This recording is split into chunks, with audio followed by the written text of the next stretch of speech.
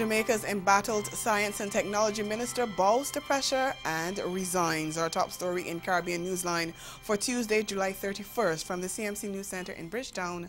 I am Dawn Paris. Good evening.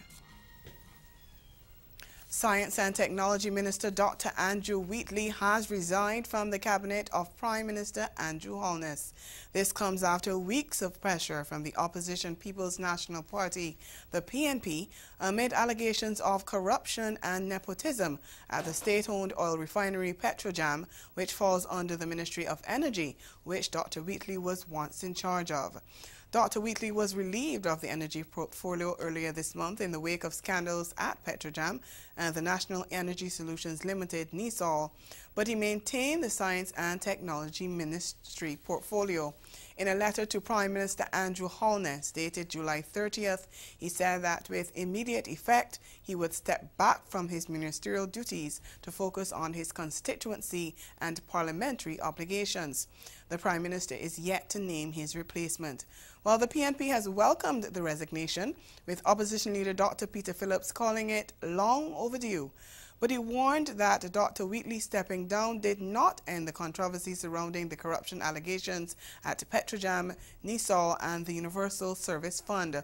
The PNP said it looked forward to the outcome of investigations into those three entities. It says the Prime Minister has a duty to ensure that the agencies in question receive the necessary resources to complete their probes and provide timely reports to the citizens of the country. Meantime, the opposition is also demanding a full-scale probe into the operations of all the entities which fall under the technology portfolio.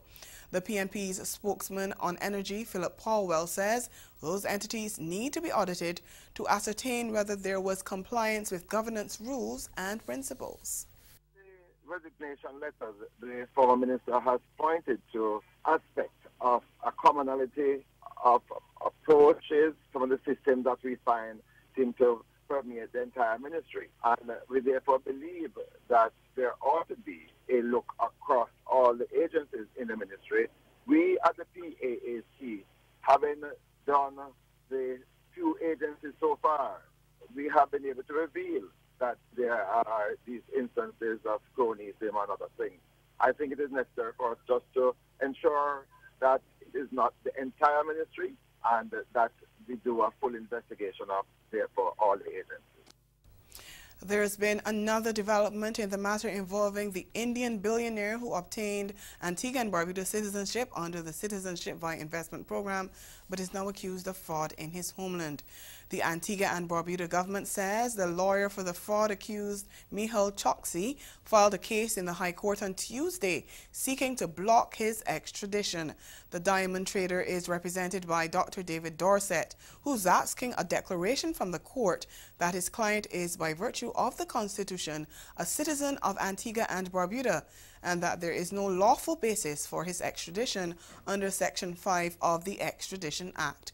He will also argue that in the absence of the extradition arrangements, Choksi is not liable to be detained for purposes of expulsion, extradition, or another lawful removal at the request of the Indian government.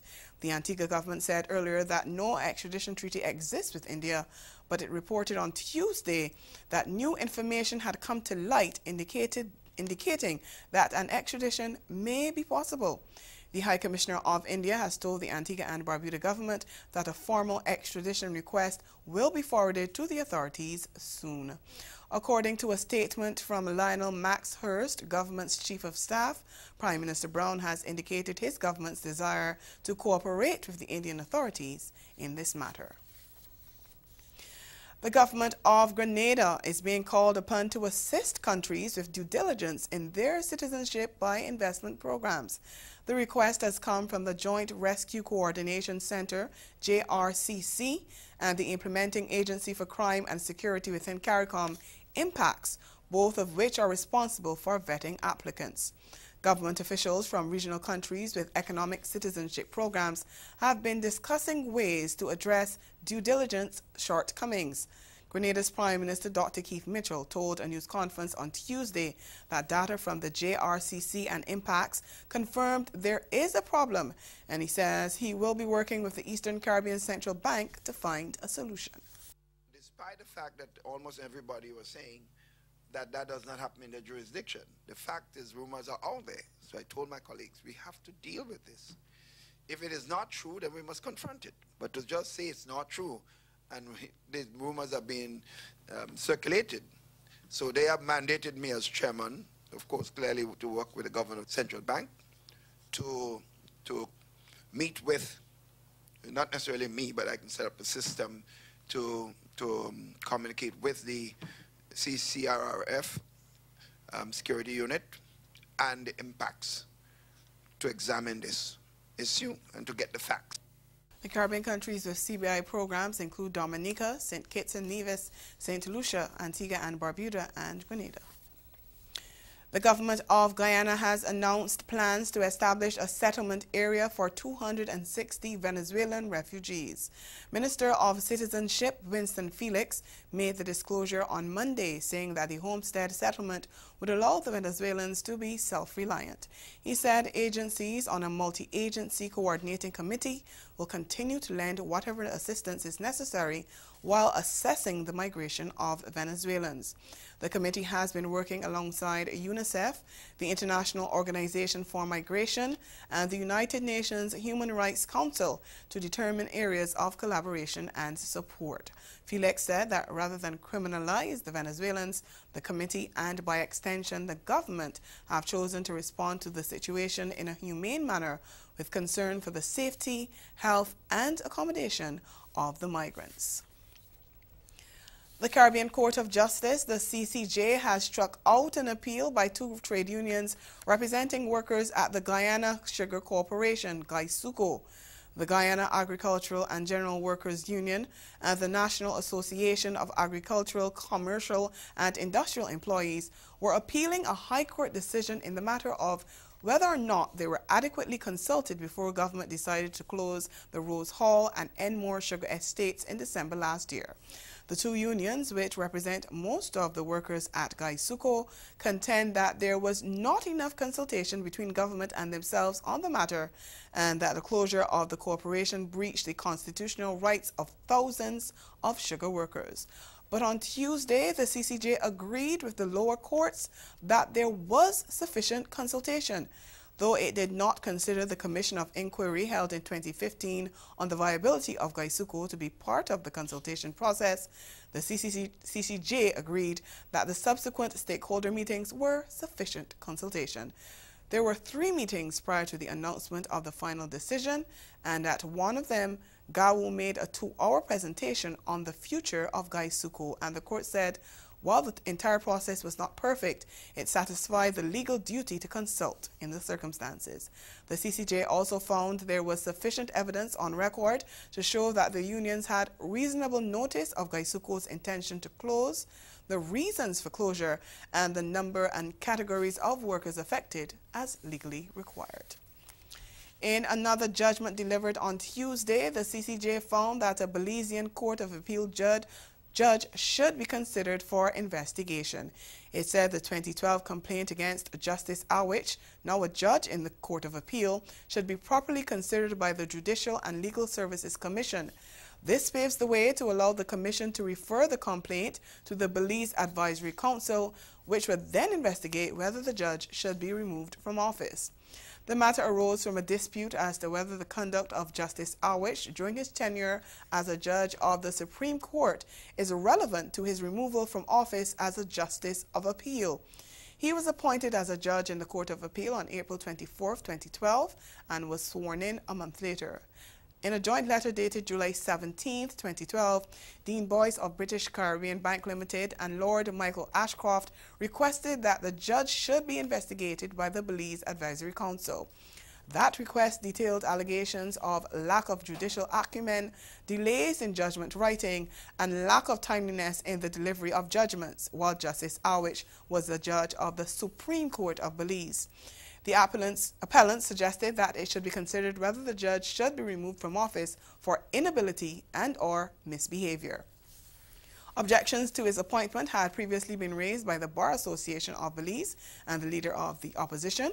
The Judicial and Legal Services Commission refused the appellant's request on the basis that the complaint was directed to matters relating to the performance of the judge in his previous position of Justice of the Supreme Court and therefore had no relation to his present office of Justice of Appeal.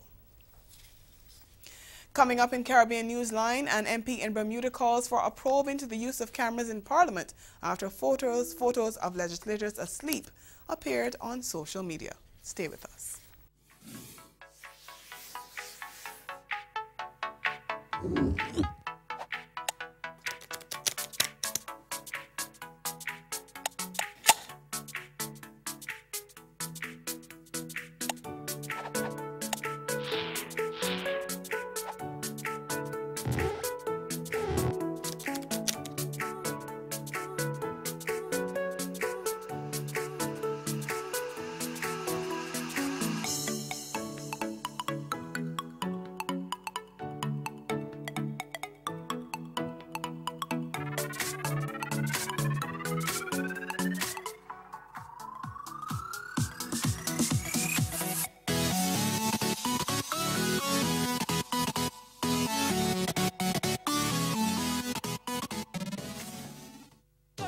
Her passion for what she believes is unmatched. You couldn't, I wanted to get to the point where you can shake me off that perfect piece. She's a book-off radio host, philanthropist, and motivational speaker. And I said, I'm going to write you a check for $10,000, which I'm not.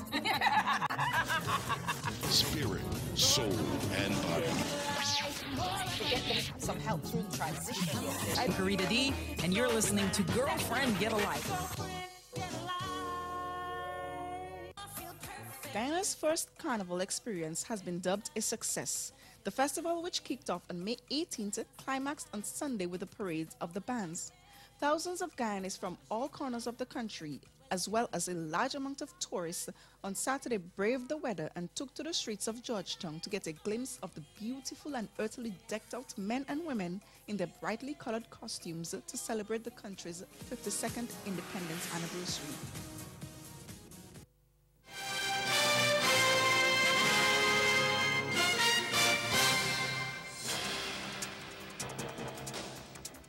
We continue in Bermuda, where a government backbencher has called for an investigation into the use of cameras in Parliament after photos appeared on social media of legislators apparently asleep during House of Assembly sessions.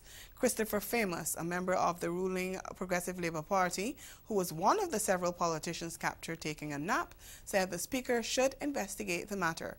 The images, which appear to have been taken on smartphones, were met with mixed reaction online, including some criticism, amusement, and empathy. It's not known who took the pictures or when, but the camera angles of some suggested they were taken on the floor of the House, while others look as though they were taken from the public gallery. A notice to the public by order of the Speaker in the House makes clear a ban on the use of electronic devices. The use of cameras of all types, tape recordings, and the reading of newspapers are also prohibited. The Code of Conduct for MPs also forbids the use of electronic devices.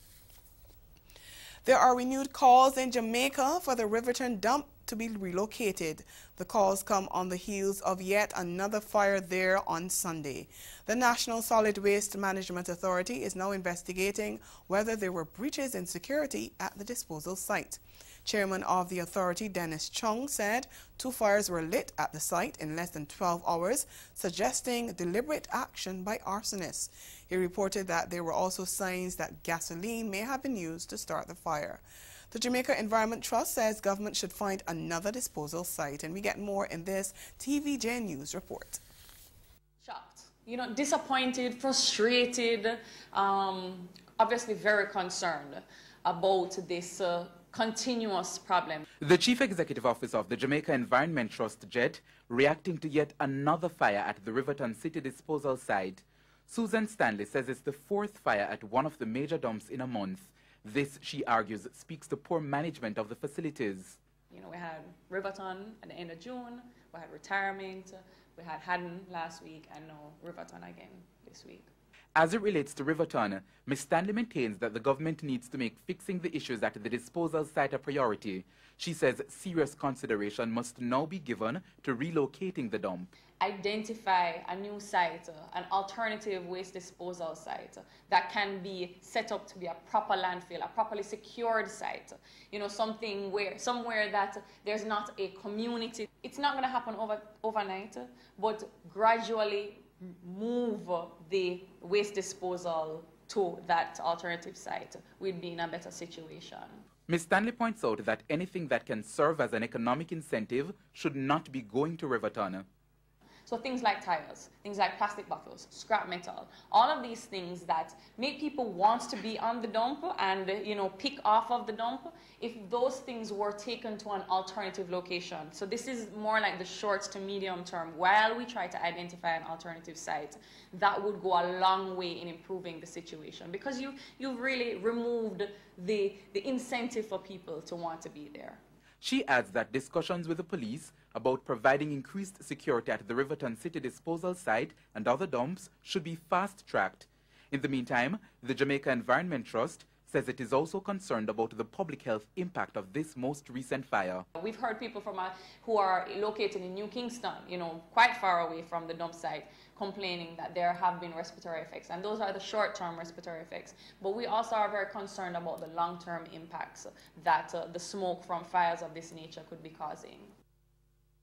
Ahead in Newsline Sport, the West Indies T20 captain urges the Caribbean men to take a relaxed but disciplined approach to the T20 series against Bangladesh, which gets underway in less than an hour and a half. Stay with us. This hurricane tip comes to you compliments the Caribbean Disaster Emergency Management Agency and the Caribbean Media Corporation. Be prepared. Before the hurricane, protect your windows. Permanent shutters are the best protection. A low-cost approach is to put up plywood panels.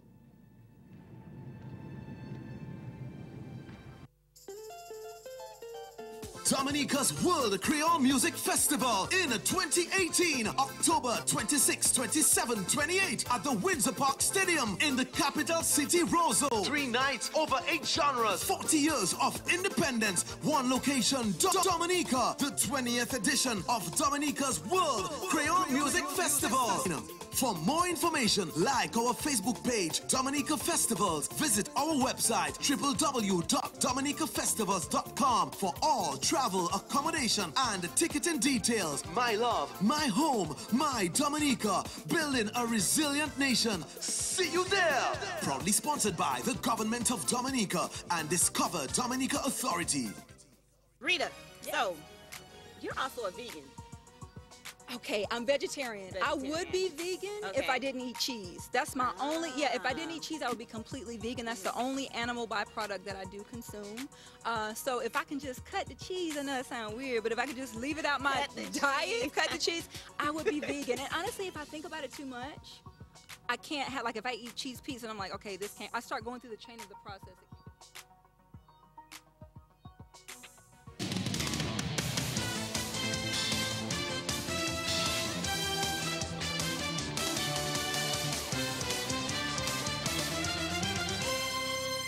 T20 captain Carlos Brathwaite says West Indies need to be relaxed but disciplined as they face a dangerous Bangladesh side on Tuesday night in the first game of their 3-match T20 international series.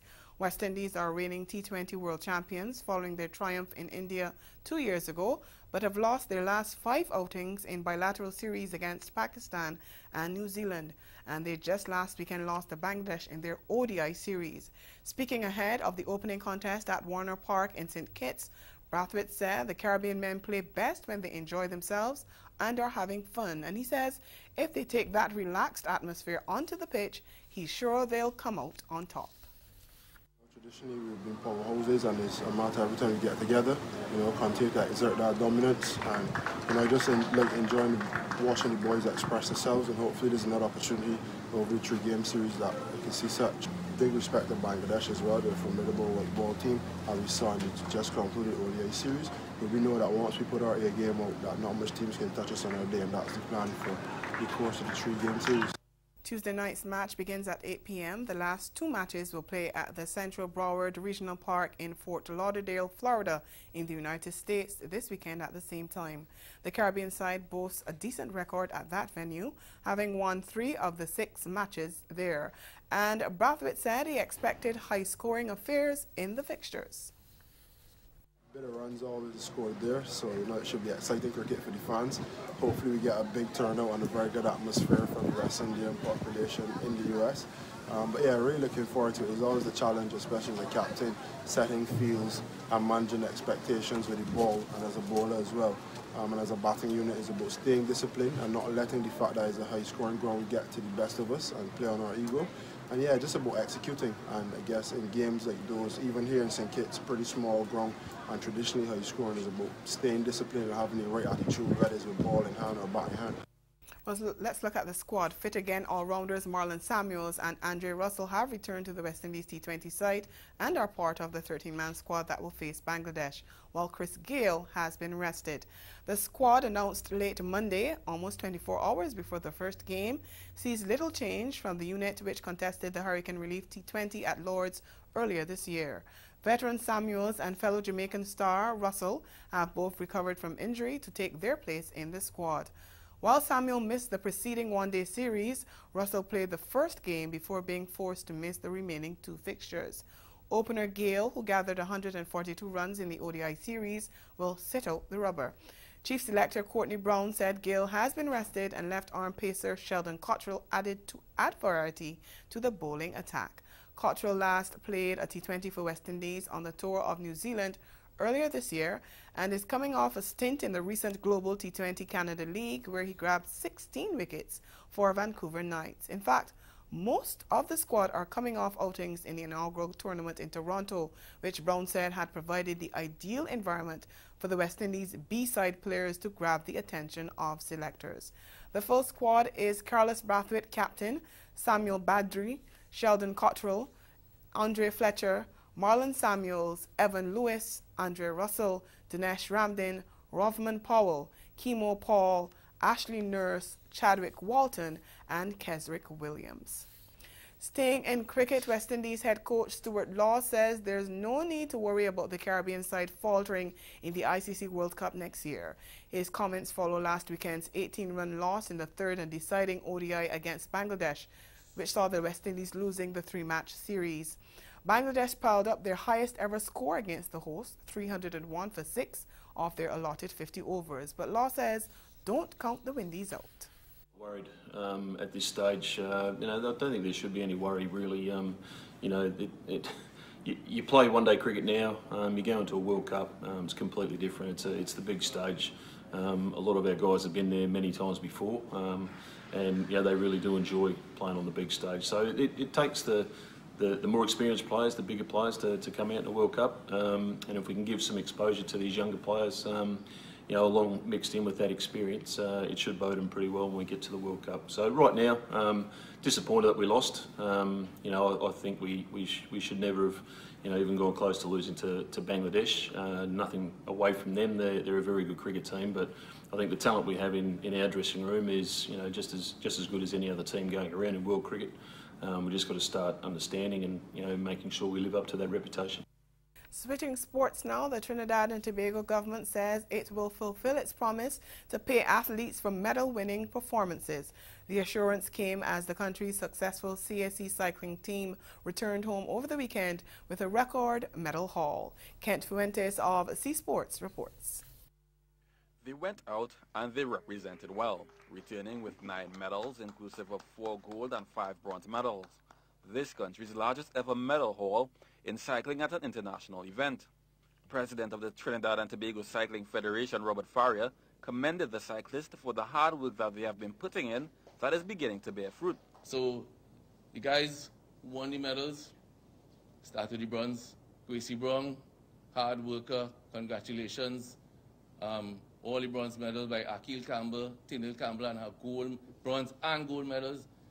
Personal congratulations to you guys. Nicholas Paul, who is 3 gold medals, 19 years old. Personal congratulations to you too. And the whole team, the entire team, all these guys work hard every day. entire team, congratulations.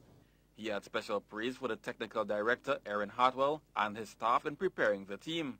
The staff that work with this team, and if anybody knows Aaron Hartwell and the way he operates, he's a real professional, and the staff just operated, you know, at world-class level. That's what is needed to get these kind of results.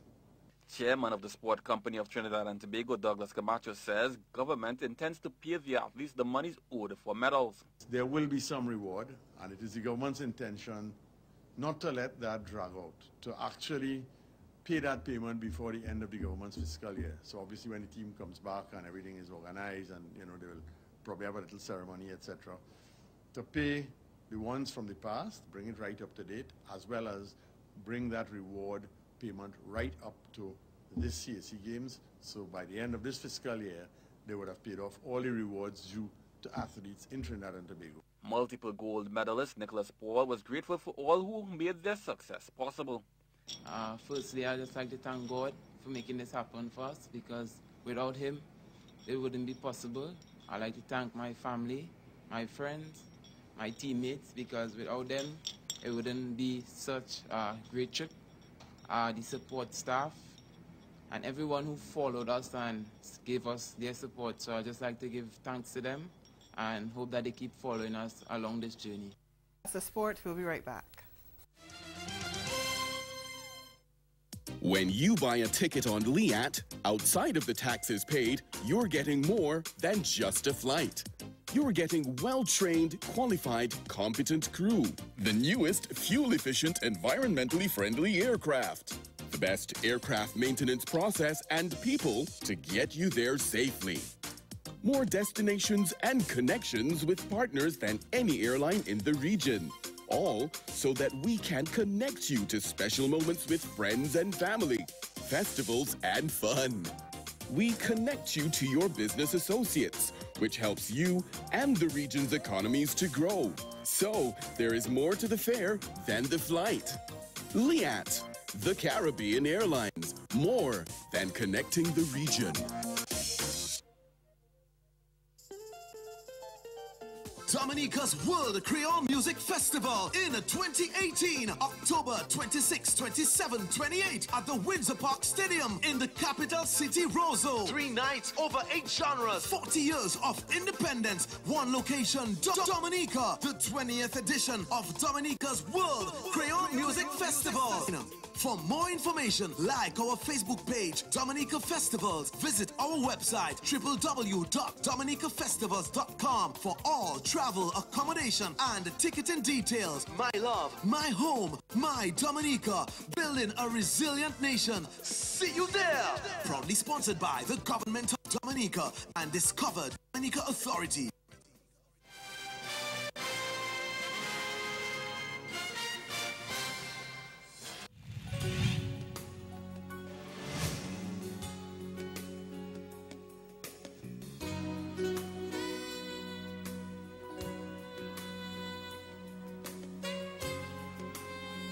Cap of the major developments of this day, Jamaica's embattled Science and Technology Minister Dr. Andrew Wheatley bows to pressure and resigns. And in sport, T20 captain Carlos Brathwaite says West Indies need to be relaxed but disciplined as they face Bangladesh in a 3-match T20 international series starting in about an hour. And that's Caribbean Newsline.